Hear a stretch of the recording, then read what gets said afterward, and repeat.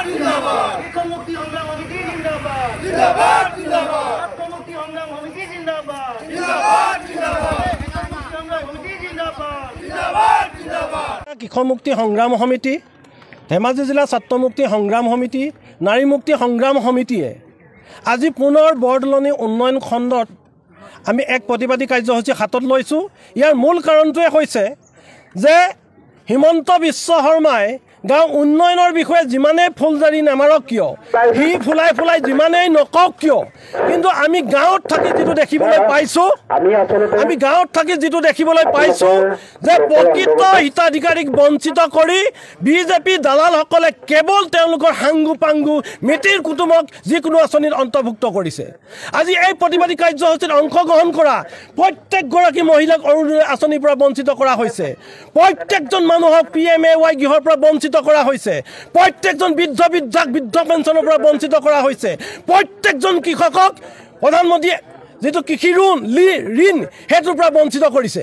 এতিয়া আমাৰ কথাটো হৈছে বাৰে বাৰে আমি কেৱল কৃষক মুক্তি সংগ্ৰাম সমিতিয়ে ৰাইজৰ সহযোগত অকল আন্দোলন কৰি নাথাকিম।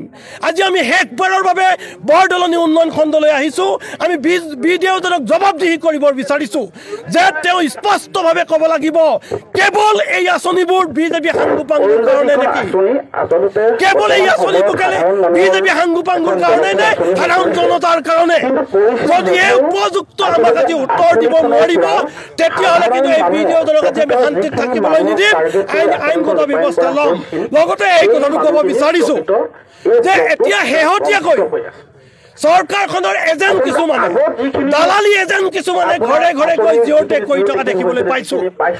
এই জিঅ'টেক কাক কৰিবলৈ হিমন্ত বিশ্ব শৰ্মাই নিৰ্দেশনা দিছিল। যাৰ ৰেচন কাৰ্ড আছে প্ৰত্যেক ঘৰটো পৰিয়ালক জিঅ'টেক কৰি চৰকাৰী আৱাস দিয়াৰ ব্যৱস্থা কৰিম বুলি কথা কৈছে। যাৰ ৰেচন কাৰ্ড আছে প্ৰত্যেকগৰাকী মহিলাক অৰুণোদয় দিম বুলি তেওঁ ঘোষণা কৰিছিল। কিন্তু এতিয়া শেহতীয়াকৈ তেওঁলোকে কেৱল নিজৰ মিতি কুটুম বিজেপি হাংগু পাংগুবোৰৰ ঘৰত জিঅ'টেক কৰিছে আৰু বাকী বিৰোধী পক্ষৰ যেনে কৃষক মুক্তি কৰিছে, কংগ্ৰেছ কৰিছে, AJP কৰিছে, জাতীয় পৰিষদ কৰিছে, সাধাৰণ যিবোৰ শ্ৰমিক, সাধাৰণ যিবোৰ দুখীয়া দৰিদ্ৰ ৰাইজ তেওঁলোকক বঞ্চিত কৰা আমি দেখিবলৈ পাইছোঁ। সেইকাৰণে আমি ক'ব বিচাৰিছোঁ হিমন্ত বিশ্ব শৰ্মাক ইয়াৰ পৰা কেৱল তুমি দিছপুৰত এচিৰ ওপৰত থাকি ডাঙৰ কথা ক'লে নহ'ব।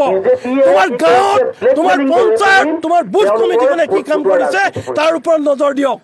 তেওঁলোকে আঁচনি প্ৰস্তুত কৰিবৰ কাৰণে জীৱিকা সখী ঠিক কৰিছে।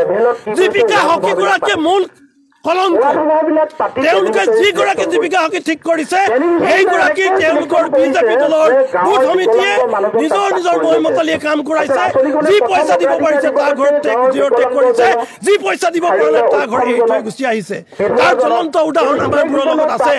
সেইকাৰণে বিধায়ক ৰনোজ পেগুকো ক'ব বিচাৰিছোঁ, সাংসদ প্ৰধান বৰুৱাকো ক'ব বিচাৰিছোঁ যে এতিয়াৰ পৰা প্ৰত্যেকখন হিতাধিকাৰী কাৰ্ড থকা প্ৰত্যেকগৰাকী মহিলাক অৰুণোদয় অন্তৰ্ভুক্ত কৰক আৰু অৰুণোদয় 1250 টকা নহয় প্ৰত্যেকগৰাকী মহিলাক 3000 টকাকৈ দিব লাগিব।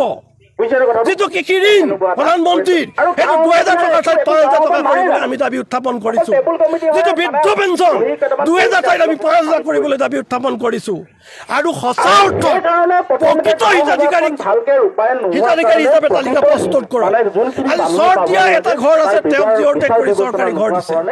আজি কোনো চাকৰিয়াল মানুহেও তেওঁৰ পৰিবাৰে অৰুণোদয়ত অন্তৰ্ভুক্ত হৈছে। অৰুণোদয়ত অন্তৰ্ভুক্ত হ'ব লাগে কাৰ? যিবোৰ বিকলাংগ, শাৰীৰিকভাৱে অক্ষম, যিবোৰ এতিয়াও বিবাহিত হোৱা নাই, যিবোৰ গাভৰু এতিয়াও গাঁৱত আছে, তেনেধৰণৰ মানুহবোৰক অৰুণোদয়ত অন্তৰ্ভুক্ত কৰিব লাগিছিল। কিন্তু হিমন্ত বিশ্ব শৰ্মাৰ আউজনি লৈ হিমন্ত বিশ্ব শৰ্মাৰ নিৰ্দেশত কেৱল ভোটৰ ৰাজনীতি কৰিব বিচাৰিছে।